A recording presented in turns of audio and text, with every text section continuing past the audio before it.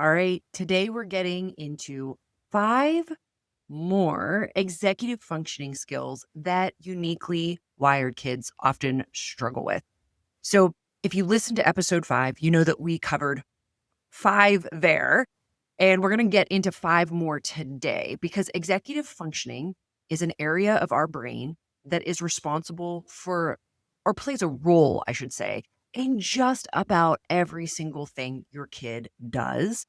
And so many of the specific challenges and tension and struggle that we feel every single day when we're trying to help our kids is often as a result of this executive functioning. This is particularly true for uniquely wired or neurodivergent kids with ADHD, autism, sensory needs, dyslexia, but also it is true for neurotypical kids, meaning they don't have any diagnosis. We don't really see these other struggles, but there are these challenges. They struggle sometimes with following directions. They struggle with paying attention at times. They struggle to stop doing something that they really want to do, like playing that video game, and go to dinner.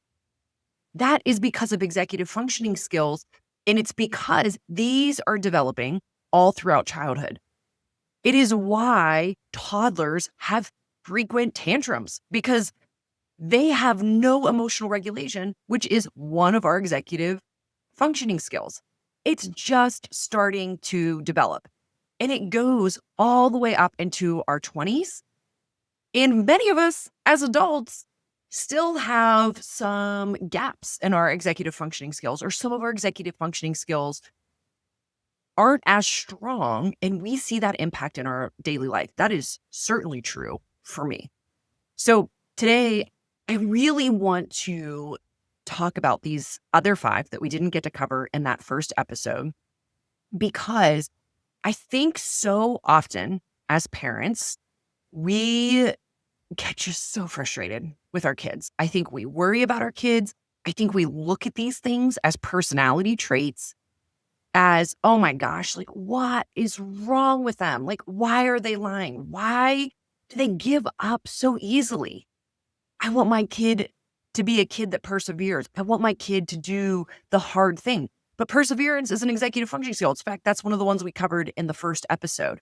So often we see these things as failures, as personality flaws, but that's not what it is. So it's so important that we dive into this today. And listen, even though I have been an occupational therapist that works with kids for over 2 decades, when I have my OT hat on, I'm working with kids at my sensory summer camp or in direct treatment, or I'm doing evaluation, I see the executive functioning skills.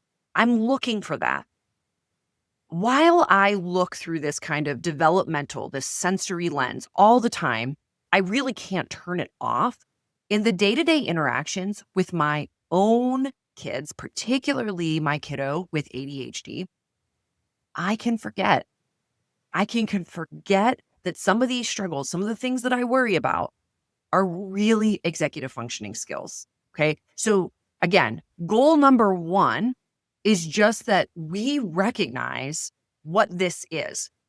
This matters so much and is the most important first step that we can take in helping our kids is actually understanding, oh my gosh, this isn't my kid messing up. This isn't my kid being a jerk. This isn't my kid just being super difficult. They are having a hard time because this skill is not really developed. This is the challenge, is that we have this expectation of what should be happening, especially if we have other children, if we're looking at other kids their age, and especially if we think, oh my gosh, this challenge my kid has, like they have ADHD, they have autism, they have sensory needs. We may only think, oh, that's just attention. That's just hyperactivity. That's just sensory stimming. And like, you can see those aspects of it, but the executive functioning skills, they are sort of hidden. right? So we're going to shine a light on them today. Let's get into it, okay? Just as a quick review, in the first episode, back in episode 5, we'll link that up in the show notes if you didn't get to listen and you want to see the whole arc here of executive functioning skills. We talked about these 5, all right? Because executive functioning is a suite of skills, all right? It's a collection of them. And executive functioning is in charge of all of them. So that includes attention, working memory, which is our ability to kind of hold on to what we're doing right now, what we need to do today. That's not our short-term or long-term memory. Perseverance, the ability to do hard things.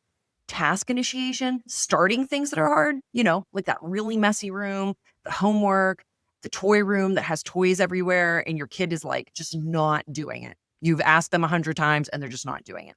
And lastly, cognitive flexibility.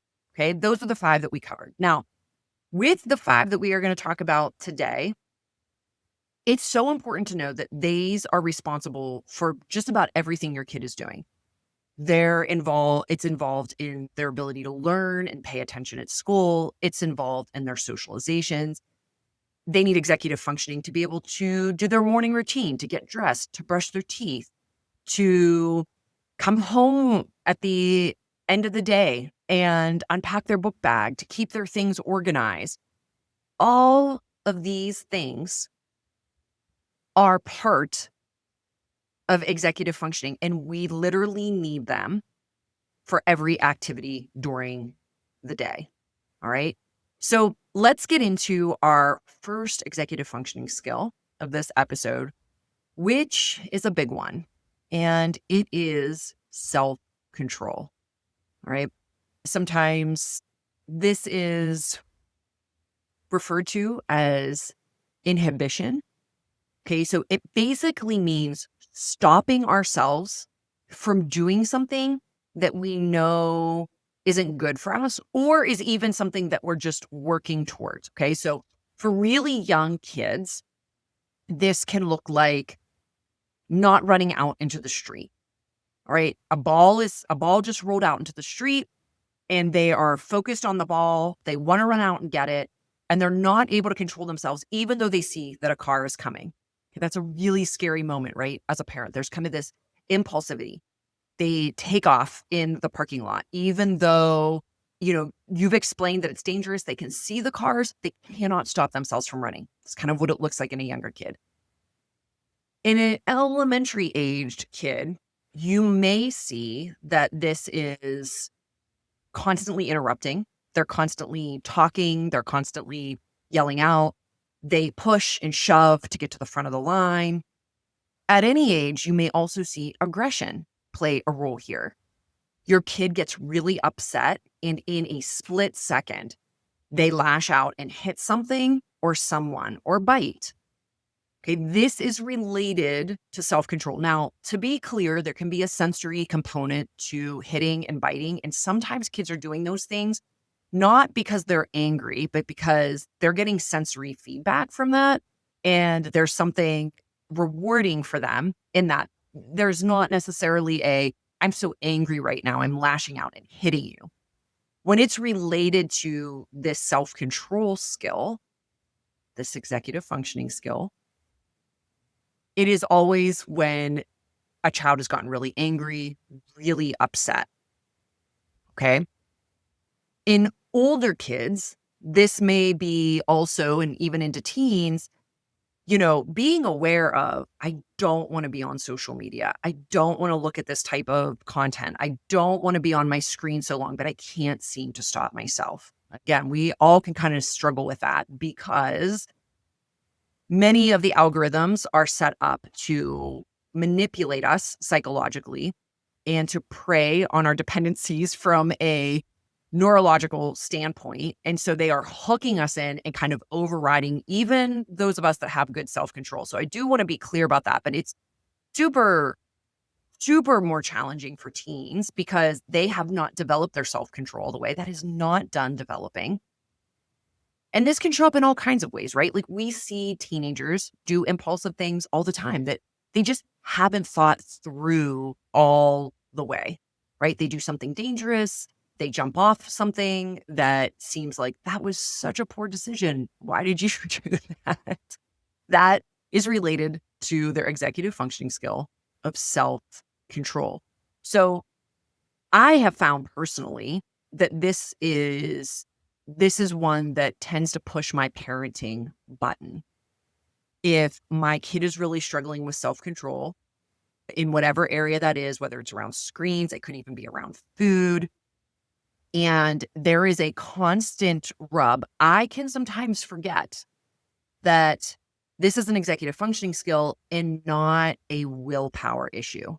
Okay. Because sometimes we're thinking you just need to have more willpower, but that is not that simple. Now, the good news is with any of these things, there are supports that we can give kids, right, to help them if they are struggling with these executive functioning skills. There are also ways that we can build these skills, right? Anything in the brain we can work on and help strengthen connections in the brain. When I say connections, I'm really referring to brain pathways. Like when we learn a new skill, it's kind of weak, but there are synapses in the brain that have wired together to create a new pathway.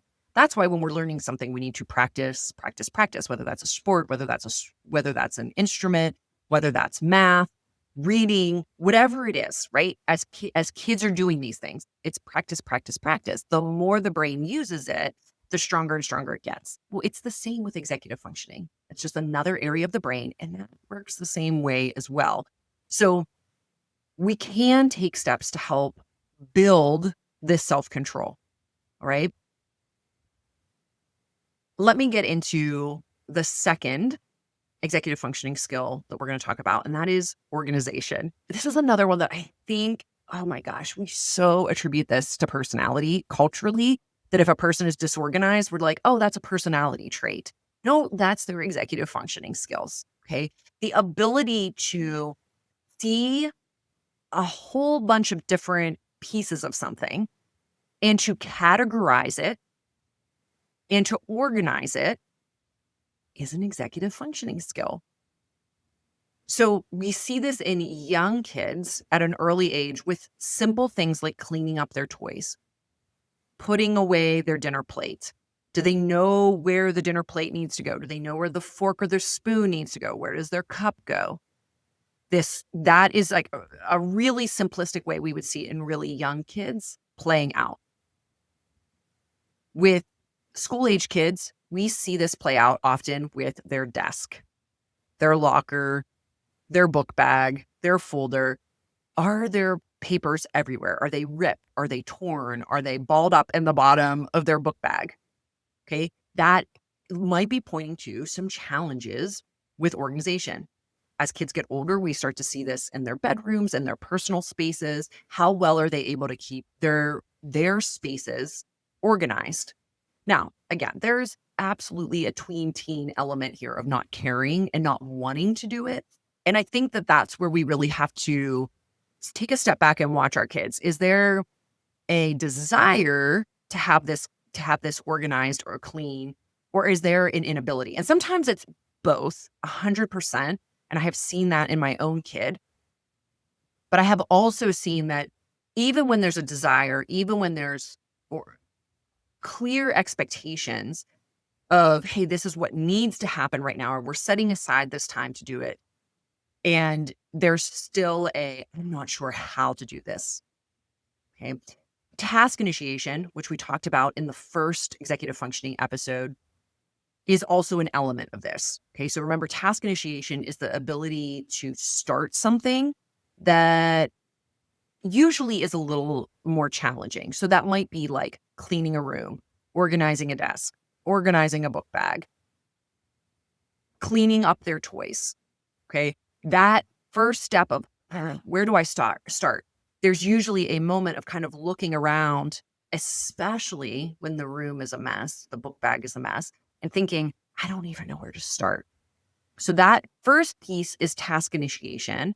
And the second piece of pulling it together is organization. And that really brings us into our third executive functioning skill, which is planning and sequencing. Now, this is so often the case that when we look at one particular area of a kid's life that they might have challenges with, there's often a stack of different executive functioning skills underneath of it. So again, if a kid is struggling to clean up their toys or keep their bedroom clean, and sometimes even severely so, right? I mean, their room could be absolutely trashed and it is just or you get it clean and it falls apart so quickly. It's like a day later and the whole thing is messy. Some of this absolutely is very kind of typically what we would expect to see in kids. Most kids, unless they are very organized and really have strengths in some of these areas, are struggling with keeping their room clean because, again, these executive functioning skills are still developing all throughout childhood in every single child. But there are several skills that are involved in that. So we have the task initiation, then we have the organization, then we also have to be able to plan and sequence the steps to do that. So here's step one. And then here's step two. And then here's step three. Like, well, I'm going to first pick up all the dirty clothes and put them in the hamper. Then, oh gosh, I have Pokemon cards everywhere. I'll do the Pokemon cards next. Or, there's 100 different ways we can go about the plan. A child may decide, I'm going to focus in this area and I'm just going to clean up everything in this area. And then I'm going to move to that area. Okay, there's lots of ways to chunk it and break it down, but the skill of chunking it and breaking it down into steps is another executive functioning skill. And that plays out in a ton of ways. That plays out in doing homework, doing schoolwork. Oh, I need to do this step first, then this step. For instance, sometimes kids are really good at math. But then when they have to do word problems and they have to sequence those steps, it gets very difficult. Now, there's a couple of different things going on there with math concepts, but these executive functioning skills of planning and sequencing are absolutely part of it. If your kid gets confused with the steps of an activity, like they are trying to get dressed, but they are doing things in an odd order, right? Like they maybe have put their pants on before they forgot to change their underwear. And they have to go back and do that again. That is an example of how this planning and sequencing can play out. Now, again, we can use short-term strategies that are going to help them. Like those are things like checklists and visual schedules, but we can also build these longer-term skills. Now, I want to just say here that this episode is sponsored by Executive Functioning Week, which is a free virtual event we're doing on April 13th. That is coming up soon, depending on when you are listening to this. We are going to be breaking out these executive functioning skills and really what they look like in everyday life, like struggling to transition between activities, struggling with following directions, and the real life implications that they have in giving you clear, specific strategies you can start using. We're giving you clear ways to help right in the moment with that challenge. So when you're in the middle of trying to help your kid get out the door, what can you do right in that moment? And then also, what can you be doing with them long term?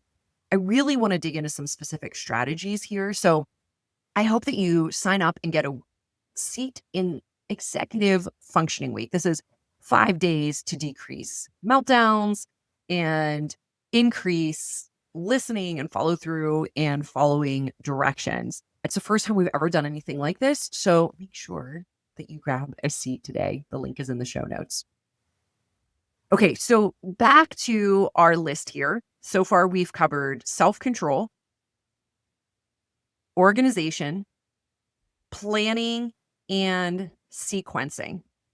We have 2 more, and our last one is a big one that plays a role in just about everything. And I'm saving it for last so you can see how it all ties together.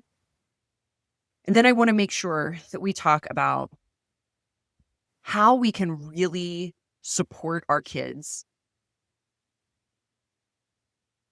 in a big picture way that are struggling with executive functioning. And something that I've really seen in my own son.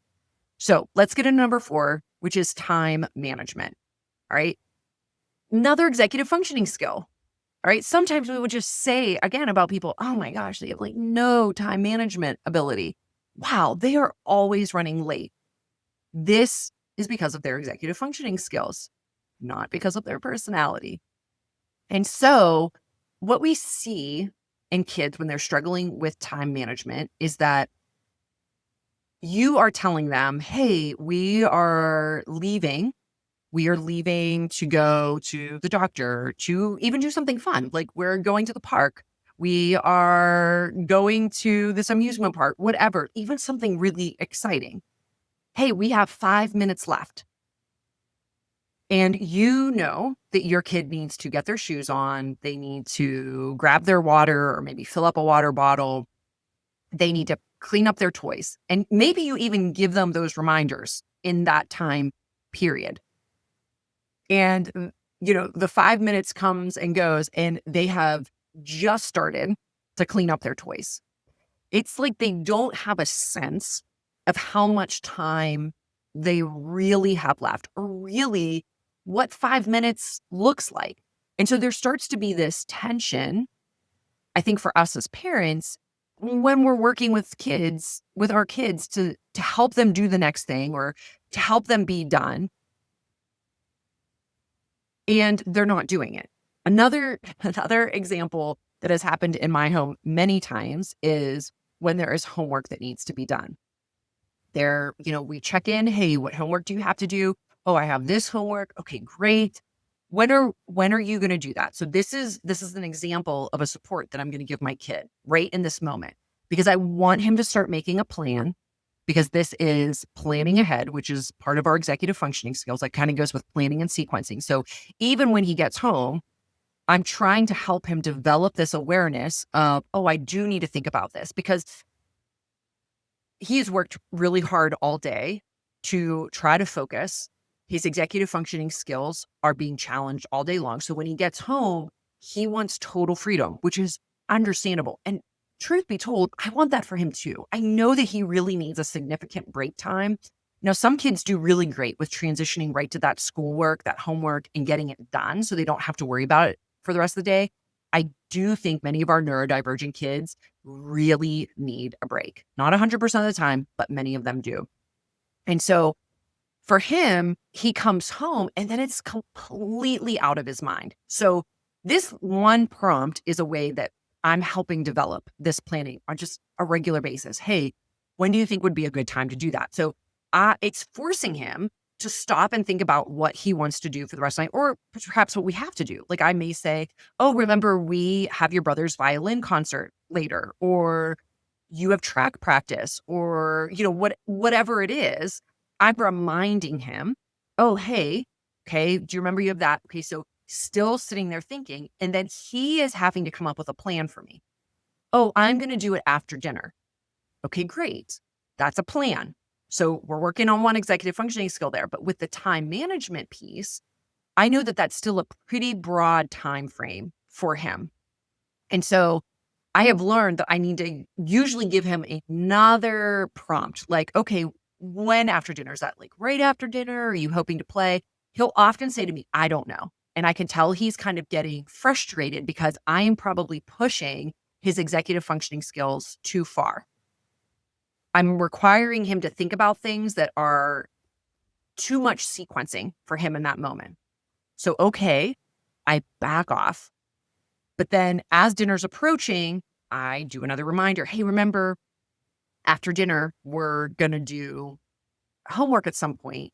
And so it's putting it on his mind. And I might at that moment say, hey, when did you want to do that? Now is probably a better time. If not, right after dinner. What's the plan? And now sometimes he still has something else he wants to do. Well, I wanted to go ride my bike first, or I wanted to go do this, which is super regulating. It might be a really good activity for him. But it's at that time that I know that we really need to make a clear plan. We might even look at the clock. We might set a timer. Okay, we're going to do this. We're going to do it here. So now comes in the time management piece. I know that this homework may only take 10, 15, 20 minutes, but it's taking him way longer because of the time management. Now, the attention piece comes in here. How distracted is he getting? Uh, is he working efficiently? Is he making a guess at how long this is going to take him? Maybe not because of those executive functioning skills. Okay, so time management, when you're frequently seeing that your kid is taking way longer to do something, or has more even accurately, is they think something is going to take them a certain amount of time and it is not the right amount of time. Now, in younger kids, we do not see a lot of time management skills. This is still barely developed in younger kids, which is why we give them so many supports, why we have to really kind of schedule their day, show them what's coming, be really clear about that, because they don't have a sense. And it's also why routines and structures can be so beneficial both for younger kids and for kiddos that have executive functioning challenges. Okay? So, that brings us to our last executive functioning skill that we're going to talk about, which is self-awareness. Now, self-awareness is a really, really big topic in terms of just being aware of our own actions and how they might affect somebody else, being aware of how we're presenting ourselves in the world. Like, oh, like if I say this, what is somebody else potentially going to think about that? Okay, that's sort of self-awareness. Self-awareness is also being aware of our thoughts. And self-awareness is at the base of all of these executive functioning skills that we have talked about. It is one of the most important, because when a child learns to be aware of what they are thinking, okay, I want you to really think about that a minute, because it's a little bit kind of meta to think about being aware of your own thoughts. And that is, we realize, oh, I'm thinking about Pokemon or Paw Patrol, but I'm supposed to be doing my homework, or I'm supposed to be cleaning up my toys, or I'm supposed to be eating dinner, or, oh my gosh, like, okay, being self-aware of our feelings. I'm getting so angry and I want to hit something right now. Okay, so when a kid becomes aware of that, it obviously has huge implications for their ability to have self-control, right? Okay.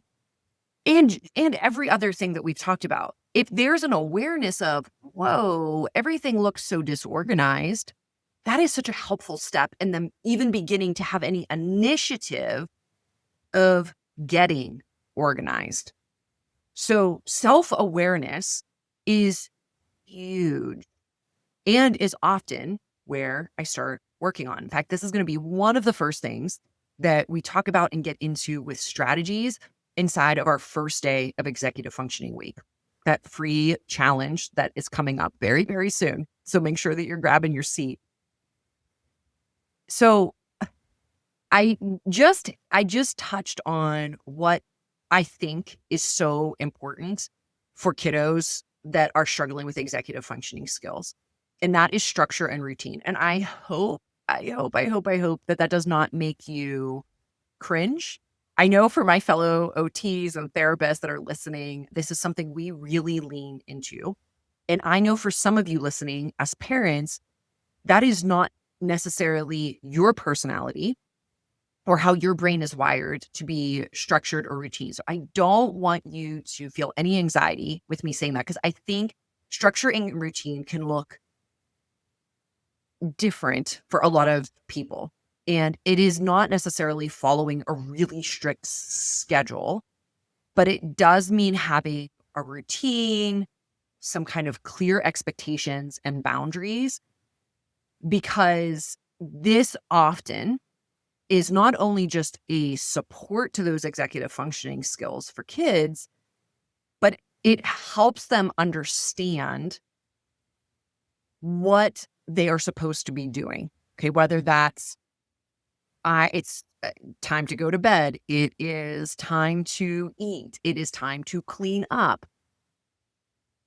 And I will say, okay, of course, as an OT, like, this is like OT 101. Like, this is one of the things that I probably remember the most learning in grad school, and something that was very innate in all of my early sessions, even as like a new therapist. And of course, continued throughout my years of practice.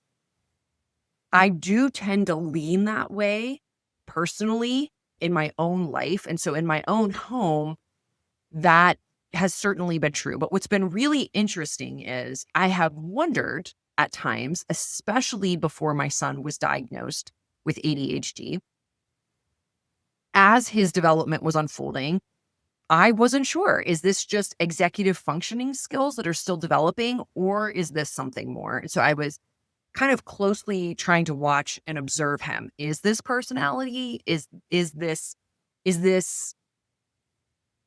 a need? And at a younger age, that's just not clear because these executive functioning skills are still so much in development. And so I noticed, he tended to be messier. There tended to be a lot more disorganization. And there were times, even in early to mid elementary age, he's in middle school now, that he would say to me, Mom, I like things being messy. This feels great. I've heard artists speak to that in my life as well. By the way, he no longer says that. So I really did try to listen when he said that. I felt like he was really communicating something to me. And we tried to find some middle ground, particularly this would be around his messy bedroom, often this conversation.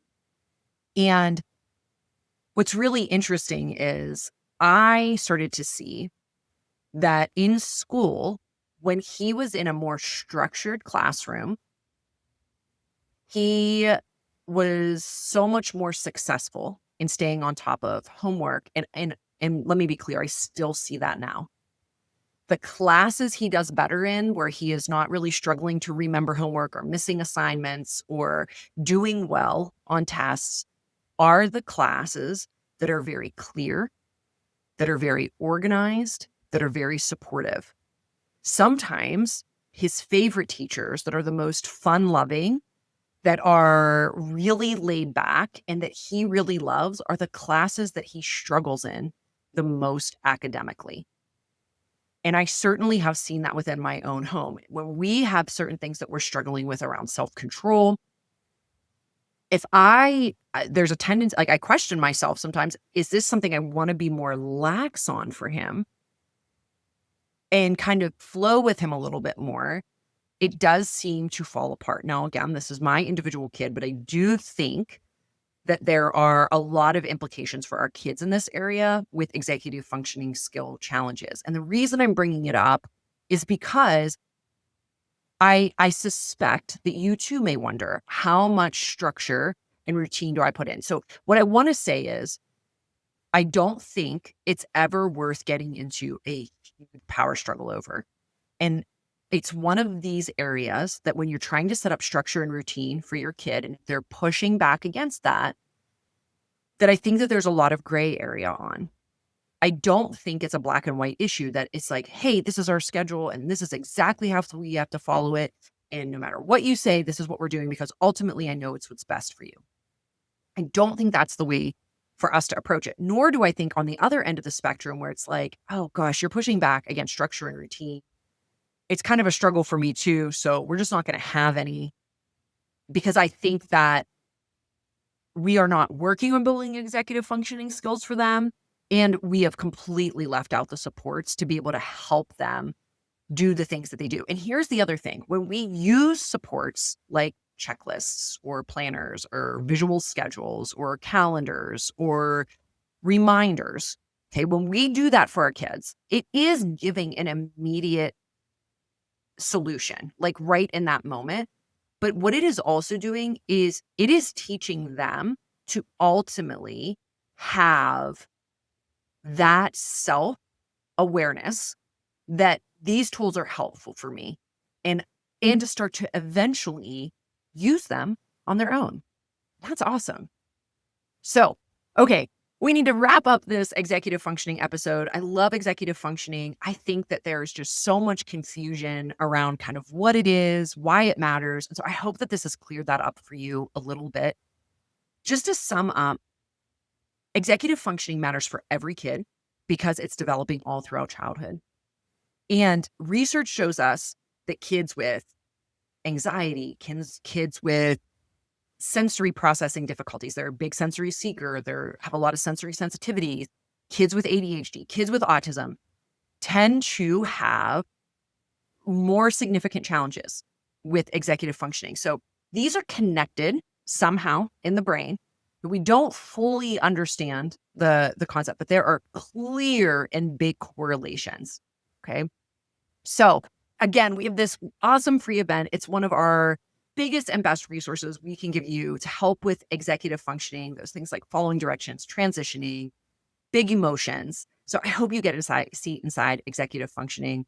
Thank you so much for being here. If this has been helpful to you, you have another topic you want us to talk about, let me know. I would love to hear from you. All right, friend. Until next time, see you then.